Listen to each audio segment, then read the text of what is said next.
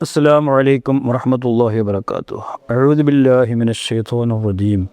بسم الله الرحمن الرحيم. الحمد لله رب العالمين.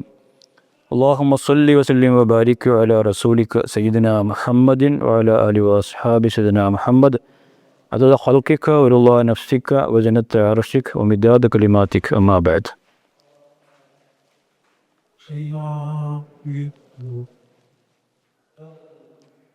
ബദർ സംഭവത്തെക്കുറിച്ചും ബദർ ശുഹദാക്കളുടെ മാഹാത്മ്യവും അതുമായി ബന്ധപ്പെട്ട ചില കാര്യങ്ങളുമാണ് പറയാൻ ഉദ്ദേശിക്കുന്നത്. റസൂലുള്ളാഹി സ്വല്ലല്ലാഹു അലൈഹി വസല്ലം മക്കയിൽ ദഅവത്ത് നടത്തി. ദഅവത്തിൻ്റെ തുടക്കത്തിൽ തന്നെ ഖുറൈശികൾ അതിനെ എതിർക്കുകയും റസൂലുള്ളാഹി സ്വല്ലല്ലാഹു അലൈഹി വസല്ലമയെ ആക്രമണത്തിന് വിധേയമാക്കുകയും അതുപോലെ തിരുനബിയുടെ അനുചരന്മാരെ ഒരുപാട് അക്രമങ്ങൾക്കും അധിക്ഷേപങ്ങൾക്കും വിധേയമാക്കി. അങ്ങനെ വളരെയേറെ കലുഷിതവും സങ്കീർണവുമായിരുന്നു തിരുനബി സല്ലല്ലാഹു അലൈഹി വസല്ലം മക്കയിൽ ജീവിച്ച കാലം. കുറച്ച് കഴിയുമ്പോഴേക്ക് മക്കയിൽ ജീവിക്കാൻ അനുവദിക്കുകയില്ല എന്നുള്ള ആ ഖുറൈശികളുടെ കടുംപിടുത്തം, തിരുനബി ഇല്ലാതെയാക്കിയാൽ മാത്രമേ ഇസ്ലാം ഇവിടെ ഇല്ലാതെയാവുകയുള്ളൂ എന്നുള്ള ആ വിചാരത്തിൽ നിന്നും ഉടലെടുത്തപ്പോൾ അവർ തിരുനബി ഇല്ലാതാക്കാൻ ശ്രമിച്ചു. തിരുനബി സല്ലല്ലാഹു അലൈഹി വസല്ലം ഉറങ്ങുമ്പോൾ വധിക്കാൻ വേണ്ടി ആൾക്കാരെ ഏർപ്പെടുത്തി. അപ്പോൾ അങ്ങനെ വലിയ സന്നിഗ്ധ ഘട്ടത്തിൽ റസൂലുള്ളാഹി സ്വല്ലല്ലാഹു അലൈഹി വസല്ലം മക്കയിൽ നിന്ന് മദീനയിലേക്ക് ഹിജ്റ പോയി. റസൂലുള്ളാഹി സ്വല്ലല്ലാഹു അലൈഹി വസല്ലം മദീനയിലെത്തിയെങ്കിലും അവിടെയും റസൂലുള്ളാഹിയെ സ്വല്ലല്ലാഹു അലൈഹി വസല്ലം നേർക്ക് നേരെ ദഅവത്ത് നടത്താനോ അല്ലെങ്കിൽ അവിടെ ജീവിച്ചു പോകാൻ തന്നെ മക്കയിലെ ഖുറൈശികൾ അനുവദിക്കാത്ത വിധത്തിലാണ് ആ കാലഘട്ടത്തിലെ കാര്യങ്ങളുണ്ടായത്. തിരുനബി മക്കയിൽ എത്തിയെന്നും അവിടെ അനുജന്മാരുടെ കൂടെ ജീവിക്കുന്നുവെന്നും അവിടെ ദഅവത്ത് നടത്തുമെന്നും പറഞ്ഞപ്പോൾ ഖുറൈശികൾ മദീനയിലെ പ്രമുഖനായ അബ്ദുല്ലാഹ് ബിൻ ഉബൈ ബിൻ സലൂൽ എന്ന വ്യക്തിക്ക് കത്തയക്കുകയും റസൂലുള്ളാഹിക്കെതിരെ അവിടെ പ്രവർത്തിക്കണമെന്നും റസൂലുള്ളാഹിയെ ദഅവത്തിന് സമ്മതിക്കരുത് എന്നുമുള്ള ഒരു സന്ദേശം ഈ ഖുറൈശികൾ മദീനക്കാർക്ക് നൽകി. മദീനയിൽ അന്നത്തെ പ്രമുഖനായ അബ്ദുല്ലാഹ് ബിൻ ഉബൈ ബിൻ സലൂൽ നൽകി. പക്ഷേ ആ സമയത്ത് അദ്ദേഹത്തിന് അവിടെ ഒന്നും ചെയ്യാൻ കഴിഞ്ഞില്ല എന്ന് യാഥാർത്ഥ്യമാണ്.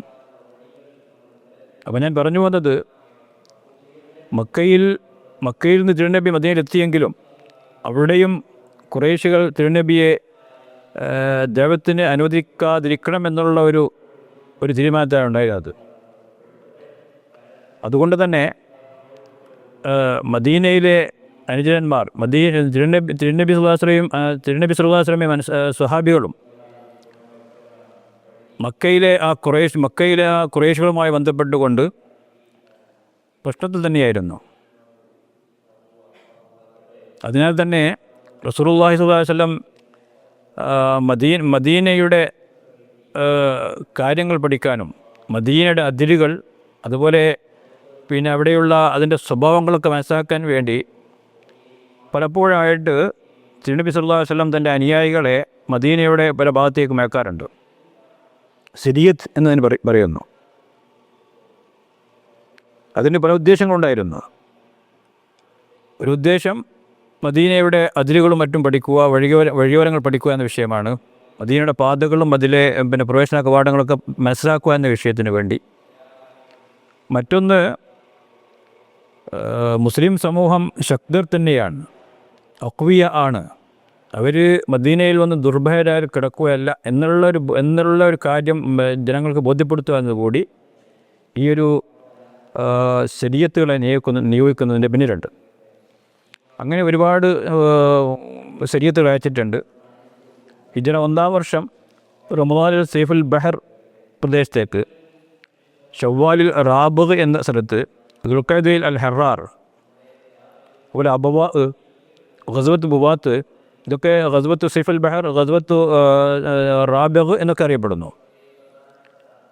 ഇങ്ങനെ പല പ്രദേശങ്ങളിലേക്കും തിരുനബിയുടെ അനുചരന്മാർ പോവുകയും അവിടെ ഖുറൈശികളുമായും അതുപോലെ മറ്റ് ആൾക്കാരുമായും പിന്നെ ഏറ്റുമുട്ടൽ ചിലപ്പോൾ ഏറ്റുമുട്ടൽ ഉണ്ടാകും, അല്ലെങ്കിൽ ഏറ്റുമുട്ടലില്ലാതെ നീങ്ങുകയും ചെയ്തിട്ടുണ്ട്.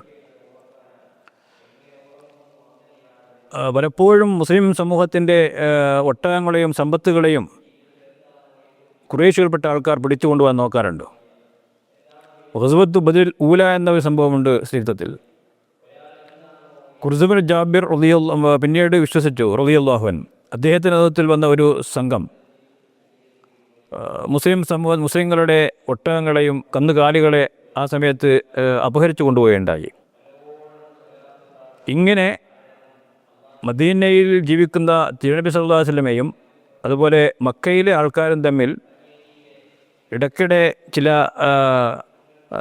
സംഘർഷങ്ങൾ ഉണ്ടാകാറുണ്ട് എന്ന് പറയാൻ വേണ്ടിയാണ് ഇത് പറഞ്ഞത്. അതുപോലെ തിരുനബി സല്ലല്ലാഹു അലൈഹി വസല്ലം മക്കയിൽ നിന്ന് അവർ കച്ചവടമായിട്ട് പോകുമ്പോൾ, ഷാമിലേക്ക് പോകുമ്പോൾ ആ കച്ചവട സംഘത്തെ തടുത്തു നിർത്താറുണ്ട്. കാരണം സ്വഹാബികൾ മക്കയിൽ നിന്ന് മദീനയിലേക്ക് വന്നത് അവരുടെ കുടുംബവും സമ്പത്തും എല്ലാം മക്കയിൽ ഉപേക്ഷിച്ചുകൊണ്ടാണ്. അപ്പോൾ ആ നിലയിൽ അവർ കച്ചവടമായിട്ട് ഷാമിലേക്ക് പോകുമ്പോൾ അതിനെ തടുക്കാൻ വേണ്ടി റസൂലുള്ള ആൾക്കാർ നിയോഗിക്കാറുണ്ട്. അങ്ങനെ ഒരു ജമാദുൽ ഊലയിൽ അബൂ സുഫിയാൻ പിന്നീട് വിശ്വസിച്ചു റളിയല്ലാഹു അൻഹു നേതൃത്വത്തിൽ 150 അബൂ സുഫിയാൻ നേതൃത്വത്തിൽ ഒരു കച്ചവട സംഘം, 1000 ഒട്ടകങ്ങളടങ്ങുന്ന വലിയൊരു കച്ചവട സംഘം, 40 പേർ മാത്രമുള്ള കച്ചവട സംഘം ഷാമിലേക്ക് പോകുന്നു എന്ന് പറഞ്ഞപ്പോൾ തിരുനബി സല്ലല്ലാഹു അലൈഹി വസല്ലം അവരെ തടുക്കാൻ വേണ്ടി 150 പേരുള്ള ഒരു ചെറു സംഘവുമായി പുറപ്പെടുകയുണ്ടായി. പക്ഷേ അബൂ സുഫിയാനും സംഘവും ഷാമിലേക്ക് രക്ഷപ്പെട്ടു. ആ സമയത്ത് അവരെ തടുക്കാനോ പിടിക്കാനോ കഴിഞ്ഞില്ല. പിന്നീട് ആ സംഘം റമദാൻ മാസത്തിലാണ് തിരിച്ചു വരുന്നത്. അങ്ങനെ ഈ അബൂ സുഫിയാനും 1000-ഓളം വരുന്ന വലിയ ഒരൊട്ടക കാഫില, ആ കാഫില മക്കയിലേക്ക് മടങ്ങുന്നറിഞ്ഞപ്പോൾ, മക്കയിലേക്ക് മടങ്ങുക മദീനയിലൂടെയാണ്, ഷാമിൽ നിന്ന് മദീന വഴിയാണ് മക്കയിലേക്ക് മടങ്ങുന്നത്. അതറിഞ്ഞപ്പോൾ ആ ഒട്ടക സംഘത്തെ അതിനെ തടുക്കാൻ വേണ്ടി അതുമായി ബന്ധപ്പെട്ടുകൊണ്ടാണ് തിരുനബി സല്ലല്ലാഹു അലൈഹി വസല്ലം ഇറങ്ങിയത്. ഇറങ്ങുമ്പോൾ യുദ്ധം ഉദ്ദേശിച്ചിട്ടില്ല, വലിയൊരു സംഘർഷത്തിന് പുറപ്പെടുകയല്ല ചെയ്തത്, ആയുധമെടുത്തുള്ള സംഗതിയല്ല. അതുകൊണ്ട് തന്നെ മദീനയിൽ നിന്ന് നിർബന്ധിച്ച് ആരെയും ഇറക്കിയിട്ടില്ല. അങ്ങനെ 313 ആൾക്കാരാണ് റസൂലുള്ളാഹിയുടെ കൂടെ ഈ ഒട്ടക സംഘത്തെ തടയാൻ വേണ്ടി ഇറങ്ങിയത്. 313 പേരാണ്. ആ 313 എന്നുള്ളത് ചിലപ്പോൾ ഏറിയും കുറഞ്ഞും നമുക്ക് കാണാൻ കഴിയും. നാം സാധാരണ ഓതാറുള്ള ബദരിയത്തുകളിലൊക്കെയും 360 കാണും. നമ്മുടെ മജ്ലിസുൻ നൂർ പ്രസിദ്ധമായ കാവ്യത്തിൽ അതിലുമേറെ കാണും. അത് കാണുന്നത് ചില കാരണങ്ങൾ കൊണ്ടാണ്. സഹാബികളുടെ ലഖബ്, കുഞ്ഞത്ത്, അറബികൾക്ക് അങ്ങനെ 3 പേരുകളുണ്ടാകാം: ലഖബ്, കുഞ്ഞത്ത്, ഇസ്മ. അപ്പോൾ ചില സഹാബികളെ കുഞ്ഞത്ത് കൊണ്ട് അഥവാ ലഖബ് കൊണ്ടും കുഞ്ഞത്ത് കൊണ്ടും ഇസ്മ കൊണ്ടും പറയുമ്പോൾ ഒരു സഹാബി തന്നെ 3 ആൾക്കാരായി വരാറുണ്ട്. അങ്ങനെയൊക്കെയാണ് ഈ 360 പോകുന്നത്. അപ്പോൾ അവരൊക്കെ വളരെ സൂക്ഷ്മത പാലിച്ചതാണ്. എങ്ങനെയാണെങ്കിലും ഒരു സഹാബിയെക്കുറിച്ച് 2 പ്രാവശ്യം പറയുമ്പോൾ ഏറുകയല്ല കുറയുകയുള്ള നിലക്ക് ആ പറയപ്പെട്ട അവരുടെ പേരുകൾ ആ നിലക്ക് തന്നെ പറയുമ്പോഴാണ് 360 എത്തുന്നത്. 313 314, 315, 313 എന്നതാണ് ഏറ്റവും പ്രബലമായ പ്രായം. ആ 313 ആൾക്കാരുമായിട്ട് റസൂലുള്ളാഹി സ്വല്ലല്ലാഹു അലൈഹി വസല്ലം പുറപ്പെട്ടു. അങ്ങനെ അവർ അവിടെ എത്തുമ്പോഴേക്ക് അബൂ സുഫിയാനും സംഘവും മറ്റൊരു വഴിയിലൂടെ മക്കയിലേക്ക് പുറപ്പെട്ടു, മക്കയിലേക്ക് രക്ഷപ്പെട്ടു. അബൂ സുഫിയാൻ നബി സല്ലല്ലാഹു അലൈഹി വസല്ലം ഇവരെ തടുക്കാൻ വേണ്ടി ഇറങ്ങുന്നു എന്നറിഞ്ഞപ്പോൾ മക്കയിലേക്ക് ഈ വിഷയം അറിയിക്കാൻ വേണ്ടി പറഞ്ഞയച്ചിരുന്നു. അങ്ങനെ അവിടുന്ന് അബൂജഹലും ആൾക്കാരും 1000 ആൾക്കാർ, 1000-ഓളം ഖുറൈശികൾ, 1000-ഓളം മക്കക്കാർ, ഖുറൈശികളും അല്ലാത്ത മക്കക്കാർ, അവർ ഈ യാത്രാ സംഘത്തെ കാഫിലയെ കച്ചവട സംഘത്തെ രക്ഷപ്പെടുത്താൻ വേണ്ടി മക്കയിൽ നിന്ന് പുറപ്പെട്ടു. തിരുനബി മദീനയിൽ നിന്നും പുറപ്പെട്ടിട്ടുണ്ട്. പക്ഷേ ഈ ഒട്ടക സംഘം മക്കയിലേക്ക് രക്ഷപ്പെട്ടു പോയപ്പോൾ അബൂ സുഫിയാൻ മക്കക്കാരെ അറിയിച്ചു ഞങ്ങൾ രക്ഷപ്പെട്ടു എന്ന്. പക്ഷേ എന്നാലും അബൂജഹൽ അത് വകവെക്കാതെ മദീനയെയും തിരുനബിയെയും മദീനയെയും ആക്രമിക്കാൻ വേണ്ടി മക്കയിൽ നിന്ന് ഇറങ്ങി തിരിച്ചത് തുടരുകയാണ് ചെയ്തത്. പലരും മടങ്ങാൻ പറഞ്ഞെങ്കിലും അബൂജഹലിൻ്റെ ധാർഷ്ട്യതയും അദ്ദേഹത്തിൻ്റെ അവിവേകവും മദീനയിലേക്ക് തന്നെ നയിച്ചു. നബി സല്ലല്ലാഹു അലൈഹി വസല്ലം അബൂ സുഫിയാനും ആൾക്കാരും രക്ഷപ്പെട്ടു പോയി എന്നറിഞ്ഞപ്പോൾ അവിടെ മഹാന്മാരായ സഹാബികളുമായിട്ട് മുഷാവറ നടത്തി, മുഹാജിറുകളുമായും അൻസാരികളുമായും മുഷാവറ നടത്തി. അവരൊക്കെയും റസൂലുള്ളാഹി എന്ത് തീരുമാനിക്കുന്നോ സല്ലല്ലാഹു അലൈഹി വസല്ലം ആ തീരുമാനം ഞങ്ങൾ കീഴ്പ്പെടും എന്നുള്ള വിഷയം പറഞ്ഞപ്പോൾ നബി സല്ലല്ലാഹു അലൈഹി വസല്ലം യാത്ര തുടരാൻ ഉദ്ദേശിക്കുകയുണ്ടായത്. അങ്ങനെയാണ് ബദ്ർ എന്ന സ്ഥലത്ത് ഇരുഭാഗവും ഒത്തുചേരുന്നത്. ബദ്ർ എന്നത് ഒരു ആളുടെ ബദ്ർ ബിൻ മുഖല്ലദ് എന്ന ഒരു ആളുടെ പേരാണ് ബദ്ർ എന്നത്. അതിൽ നിന്നാണ് ബദ്ർ വന്നത്. അപ്പോൾ അവിടെ ഇരുഭാഗം എത്തിച്ചേരുകയും പിന്നീടുള്ള യുദ്ധ കാര്യങ്ങൾ പല കാവ്യങ്ങളിലും പരിചയത്തിൽ നമുക്കറിയാവുന്ന സംഗതികളാണ്. തിരുനബിയുടെ കൂടെ ഉണ്ടായിരുന്നത് 313 പേരാണ്. അത് റമദാൻ മാസത്തിലാണ് ഈ യുദ്ധം നടക്കുന്നത്. റമദാൻ 17 ജുമുഅ ദിവസമാണെന്നാണ് പ്രബലമായ അഭിപ്രായമുള്ളത്. അങ്ങനെ നബിയും സഹാബിയും ഒരു ഭാഗത്ത് അണിനിരുന്നു. അബൂജഹൽ അവൻ്റെ ധാർഷ്ട്യത്തോടെ മറ്റു ഭാഗത്തും അണിനിരുന്നു. അങ്ങനെ പിന്നീടുള്ള യുദ്ധം ആദ്യം ദ്വന്ദ്വയുദ്ധം നടന്നു. പിന്നീട് പരസ്പരം ശക്തമായ ഏറ്റുമുട്ടലുണ്ടായി. തിരുനബിയുടെ ഭാഗത്ത് 2 കുതിരയും അതുപോലെ 70 ഒട്ടകങ്ങളും ആയുധവാണികളല്ലാത്ത യുദ്ധം ആഗ്രഹിച്ച് വരാത്ത സഹാബികളുണ്ടായിരുന്നത്. ഖുറൈശികളാണെങ്കിൽ എല്ലാ ആയുധ സന്നദ്ധരും ഒരുപാട് ഒട്ടകങ്ങളും കുതിരകളും എല്ലാം വിഭൂഷിതരായ ശക്തരായ ആൾക്കാരുണ്ടായിരുന്നത്.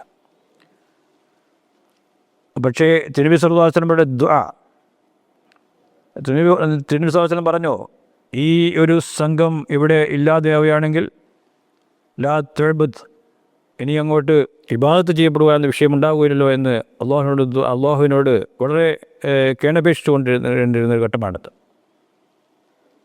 സിദ്ദീഖ് റളിയല്ലാഹു അൻഹുവും അതുപോലെ റസൂലുള്ളാഹി സ്വല്ലല്ലാഹു അലൈഹി വസല്ലമയും ഒരുപാട് ഇത്തരം ദുആയിലൂടെ മുന്നോട്ട് പോവുകയും അങ്ങനെ അതിൻ്റെ ഫലമായി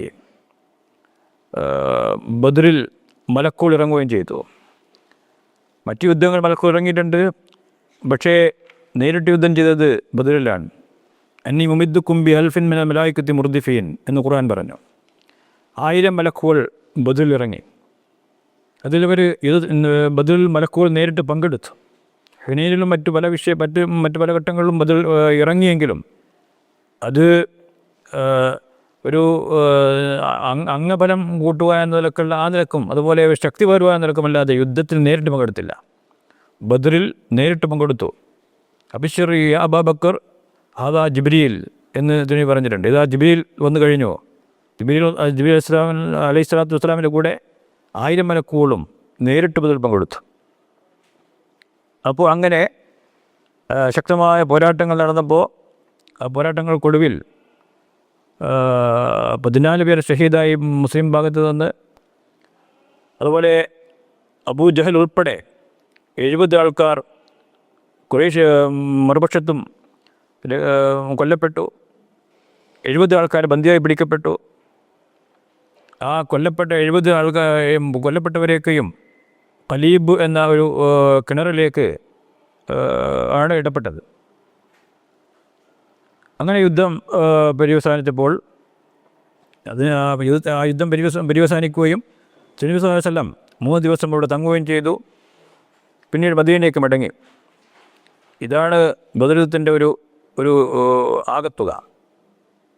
അതിനിടയിൽ പല സംഭവങ്ങൾ ഉണ്ടായിട്ടുണ്ട്. ഒരുപാട്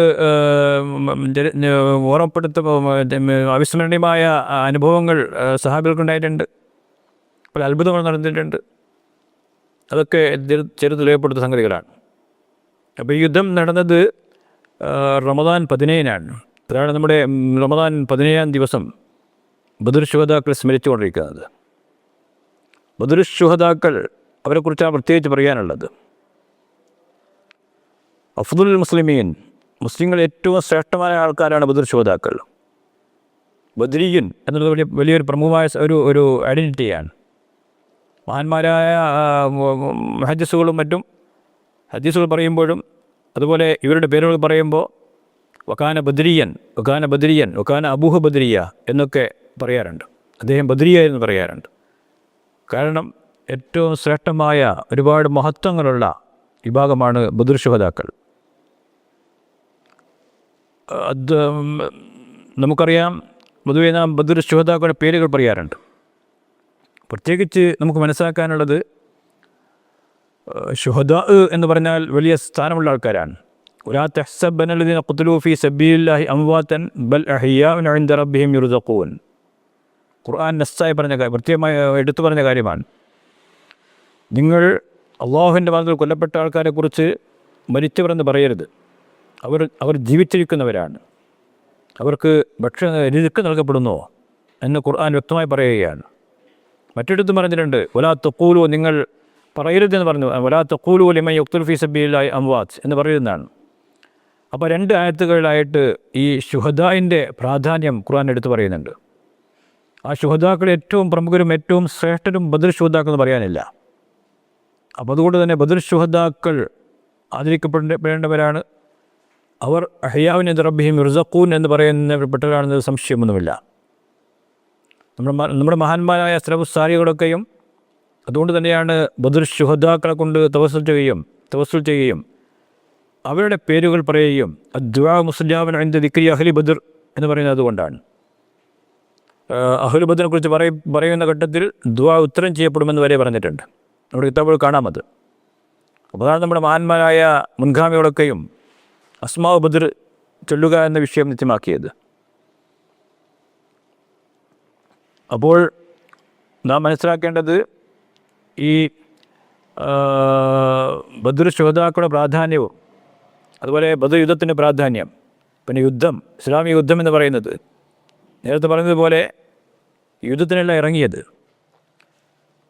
മദീനയിലും നിൽക്കപ്രതിയില്ലാതെ വന്നപ്പോൾ, കാരണം മക്കയിൽ നിന്ന് മദീനയിലേക്ക് പോന്നു, അവിടെ ഒരു സ്വതന്ത്രമായി അല്ലെങ്കിൽ സ്വസ്ഥമായി നിൽക്കാൻ അനുവദിക്കാതെ ഇരുന്നപ്പോൾ ഒരു പ്രതിരോധത്തിന് വേണ്ടി ദീനിനെ പ്രബോധനം നടത്തുക എന്ന വിഷയത്തിന് വേണ്ടിയാണ് ബദർ യുദ്ധം നടന്നത്. അല്ലാതെ ഒരു ശത്രുവിനെ ആക്രമിച്ചു വധിക്കുക, കൊല്ലുക എന്ന വിഷയം ഇസ്ലാമിലില്ല. വെറുതെ അനാവശ്യമായിട്ട് ഒരാളെ നശിപ്പിക്കുക എന്ന് ഇസ്ലാമിലില്ല. ദഅവത്ത് നടത്താൻ തടസ്സം നിൽക്കുമ്പോൾ ആ തടസ്സം നീക്കുക, അതുപോലെ ഇങ്ങോട്ട് ആക്രമിക്കുമ്പോൾ അതിനെ പ്രതിരോധിക്കുക എന്ന വിഷയത്തിലാണ് ഈ ബദർ യുദ്ധം നടന്നത്. അങ്ങനെയാണ് യുദ്ധം അംഗീകരിക്കപ്പെട്ടത്. കാരണം നമുക്ക് മനസ്സിലാക്കാൻ കഴിയും, ആദ്യകാലത്ത് യുദ്ധത്തിന് അനുമതിയില്ല. പിന്നീട് ഇങ്ങനെ വളരെയേറെ ബുദ്ധിമുട്ടിപ്പിച്ചപ്പോൾ ഉദ്നയില്ലതി യുഖാത്തിലുൻ അബ്യാന്നഹും ദുലിമോ വഅന്നല്ലാഹ അലാ നസ്രിഹിം ലഖദീർ എന്ന് പറയുന്നതാണ്. മർദ്ദിക്കപ്പെടുന്നു, മർദ്ദിതരായി മാറുന്ന ഒരു സമൂഹം. ആ മർദ്ദിതരായ സമൂഹത്തിന് മർദ്ദിക്കപ്പെടുന്ന സമൂഹത്തിന് അനുമതി നൽകപ്പെട്ടിരിക്കുന്നു അങ്ങോട്ട് പോരാടാൻ എന്നതാണ് ഖുർആൻ്റെ ആ യുദ്ധ വിഷയമായിട്ടുള്ള ഭാഷ്യമുള്ളത്. അപ്പോൾ അതുകൊണ്ട് തന്നെ ഇതിൽ നിന്നൊക്കെ മനസ്സിലാക്കുന്നത് ബദർ യുദ്ധം പ്രത്യേകിച്ച് ഇസ്ലാമിൻ്റെ ഒരു നിർണായക ഘടകമാണ്. യൗമുൽ ഫുർഖാൻ എന്നാണ് അതിൻ്റെ പേരുള്ളത്, അഥവാ സത്യ അസത്യ വിവേചന ദിവസമാണത്. സത്യവും അസത്യവും വിവേചിക്കപ്പെട്ട ദിവസമാണ്. അതുപോലെ യൗമുൽ തഖൽ ജംആൻ എന്ന് ഖുർആനെ കുറിച്ച് പറഞ്ഞിട്ടുണ്ട്. രണ്ട് വിഭാഗം ഏറ്റുമുട്ടിയ സമയം എന്ന് പറഞ്ഞിട്ടുണ്ട്. അപ്പോൾ ഇങ്ങനെയൊക്കെ ബദറുമായി നടന്ന സംഭവത്തിന് ഇസ്ലാമിക സമൂഹത്തിൽ ഒരുപാട് പ്രാധാന്യങ്ങളും ഒരുപാട് പ്രത്യേകതകളുമുണ്ട്. ആ കാര്യങ്ങളൊക്കെയും നമ്മുടെ ഈ ബദർ യുദ്ധ ദിനങ്ങളിലും ഈ ബദർ റമദാൻ 17 ആ നാളുകളൊക്കെ അനുസ്മരിക്കുക എന്നത് ആവശ്യമാണ്. അള്ളാഹു തൗഫീഖ് ചെയ്യട്ടെ എന്നുണർത്തിക്കൊണ്ട് ഞാൻ അവസാനിപ്പിക്കുന്നു. അസ്സലാമു അലൈക്കും വറഹ്മത്തുള്ളാഹി വബറകാതുഹു.